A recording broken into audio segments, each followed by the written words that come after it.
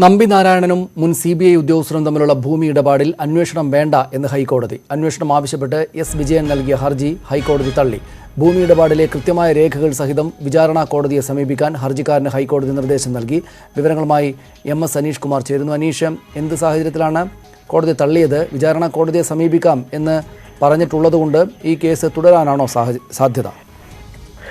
സനീഷ് നേരത്തെ CBI കേസിൽ പ്രതിയായ ശേഷമാണ് ഇത്തരമൊരു വാദമുഖവുമായി S. വിജയൻ നേരത്തെ അന്വേഷണ ഉദ്യോഗസ്ഥൻ തന്നെ രംഗത്തെത്തിയത്. ഇക്കാര്യം കോടതിയിൽ വിചാരണ കോടതിയിൽ തിരുവനന്തപുരത്ത് ചൂണ്ടിക്കാണിക്കുകയും ചെയ്തിരുന്നു. ഇതിൽ പ്രധാനമായും CBI ഉദ്യോഗസ്ഥരുമായി നമ്പി നാരായണൻ ചില നീക്കുപോക്കുകൾ നടത്തി. അവർ തമ്മിൽ ചില ഭൂമി ഇടപാടുകൾ ഉണ്ടായിരുന്നു. അതിന്റെ പേരിലാണ് ഈ അന്വേഷണത്തിൽ നിന്നും കുറ്റവിമുക്തനായ അദ്ദേഹം മാറിയത് എന്നടക്കമുള്ള കാര്യങ്ങളാണ് S. വിജയൻ ചൂണ്ടിക്കാട്ടിയിരിക്കുന്നത്. കൃത്യമായ തെളിവുകളുടെ അടിസ്ഥാനത്തിലാണ് ചാരക്കേസിൽ നമ്പി നാരായണനെ പ്രതി ചേർത്ത്. എന്നാൽ ഉന്നത ഉദ്യോഗസ്ഥരുമായി ചില നീക്കുപോക്കുകൾ നടത്തിയത് കൊണ്ടാണ് അന്വേഷണ ഫലം മറ്റൊന്നായി മാറിയതെന്നും അദ്ദേഹം പറഞ്ഞിരുന്നു. എന്നാൽ ഇതേ വാദം തന്നെ അദ്ദേഹം തിരുവനന്തപുരം വിചാരണ കോടതിയിൽ ഉന്നയിച്ചെങ്കിലും കോടതി ഹർജി തള്ളുകയായിരുന്നു. ഇതേ തുടർന്നാണ് ഹൈക്കോടതിയെ സമീപിച്ചിരിക്കുന്നത്. എന്തായാലും കൃത്യമായ രേഖകൾ സഹിതം S. വിജയൻ ഉന്നയിക്കുന്ന ആരോപണങ്ങൾ വിചാരണ കോടതിയുടെ ശ്രദ്ധയിൽ വീണ്ടും പെടുത്തണമെന്ന നിർദ്ദേശമാണ് ഇപ്പോൾ കോടതി നൽകിയിരിക്കുന്നത്. സനീഷ്, ശരി, നന്ദി അനീഷ്.